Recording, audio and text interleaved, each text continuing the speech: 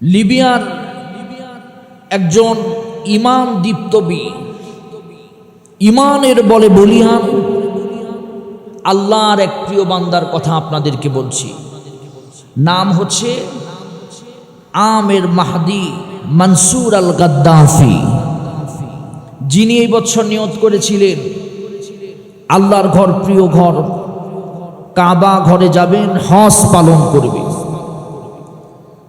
ত্রিপলি বিমানবন্দরে, লিবিয়ার অন্যতম বিমানবন্দর ত্রিপলি বিমানবন্দরে 12টার সময় সে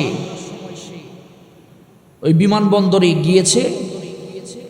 ওই ফ্লাইটে ওই বিমানের সর্বশেষ যাত্রী সে, কিন্তু ভিসা জটিলতার কারণে তার নামের শেষে কেউ কেউ বলছে গাদ্দাফি থাকার কারণে সন্দেহভাজন তাকে আটকিয়ে দিয়েছে, তাকে যেতে দিবে না, ভিসা জটিলতা আছে এই কথা বলে তাকে আটকিয়ে দেওয়ার পর বিমান তাকে ছেড়েই উঠতে শুরু করেছে।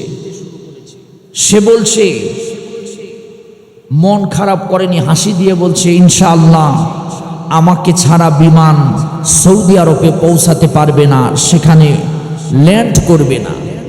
আমার বিশ্বাস আছে আমাকে নিয়েই বিমান ছাড়বে। সুবহানাল্লাহ বলেন। হঠাৎ করে কিছুক্ষণ পর এলান হলো বিমানবন্দরে যে যান্ত্রিক ত্রুটির কারণে বিমানটি আবার বিমানবন্দরে ল্যান্ড করেছে।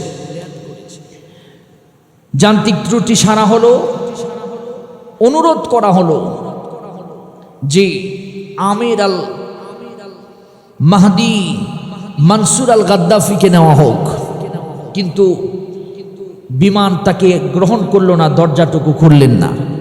ত্রুটিটুকু সেরে আবার বিমান রওনা দিলেন। কিছুক্ষণ পর আবার দেখা দিল বিমানবন্দর থেকে বিমান যখন ছেড়ে যায় তখন কিন্তু বারবার চেকিং করা হয়। আবার ছেড়ে দেওয়া হলো, আকাশে কিছু ওড়ান পর আবার দেখা দিল বিমানের যান্ত্রিক ত্রুটি, আবার নেমে আসলো। আবার বিমান ত্রুটি ছেড়ে আবার যান্ত্রিক সমস্যার সমাধান করে আবার রওনা দিল, কিন্তু আবার সমস্যা দেখা দিল। এটা আল্লাহর কুদরতি একটি অলৌকিক ঘটনা। সুবহানাল্লাহ বলেন। বিমান ল্যান্ড করে বিমানের দায়িত্বশীলেরা বলল, আমেরকে ছাড়া এই বিমান কখনোই সৌদি আরবে পৌঁছাতে পারে না।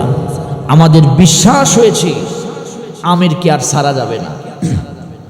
তাকে ইস্তিকবাল জানিয়ে, স্বাগতম জানিয়ে বিমান অপেক্ষা করে দরজা খুলে দিয়ে এ আমেরকে বিমানে উঠিয়ে বিমান যখন রওনা দিল, আল্লাহর রহমতে বিমানের কোনো সমস্যা হলো না। সৌদি আরবে সময় মতো সুন্দর মতো বিমান পৌঁছায় গেল। সুবহানাল্লাহ। এখান থেকে কি বোঝা গেল? এখান থেকে যে বিষয়টি বোঝা গেল, প্রত্যেকটি কাজ নিয়তের উপর নির্ভরশীল। 1 নাম্বার শিক্ষা। 2 নাম্বার শিক্ষা হচ্ছে, ইমানের বলে কেউ যদি বলিয়ান হয়, আল্লাহকে খুশি করার জন্য কেউ যদি কোনো কাজ করে, আল্লাহ রাব্বুল আলামিন সমস্ত কাজের আঞ্জাম আল্লাহ নিজেই দিয়ে দেন। সুবহানাল্লাহ। বিমানের পাইলট বলছে সময় একটু দেরি হয়েছে তাই তার জন্য গেট খোলেনি, কিন্তু আল্লাহর গেট তো তার জন্য খোলা। বিমানকে নামিয়ে পরপর তৃতীয়বার এ আমেরকে সাথে নিয়ে বিমান রওনা দিয়েছে। এখান থেকে বোঝা যায় ইমানের বলে বলিয়ান হলে আল্লাহ পাক ওই বান্দাকে আল্লাহর পক্ষ থেকে সাহায্য করেন। সুবহানাল্লাহ।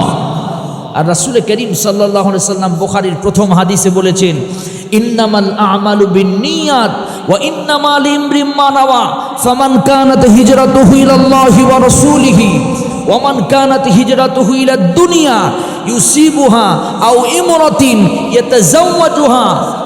কেউ যদি আল্লাহকে পাওয়ার জন্য নিয়ত করে কাজ শুরু করে, আল্লাহ রাব্বুল আলামিন তাকে সেটিই দান করেন। সুবহানাল্লাহ। এই জন্য আপনি কোনো ভালো কাজ করতে যাবেন, অনেকে মনে করতেছেন আমার টাকা নাই, সামর্থ্য নাই, আমি কেমন করে হজ করব।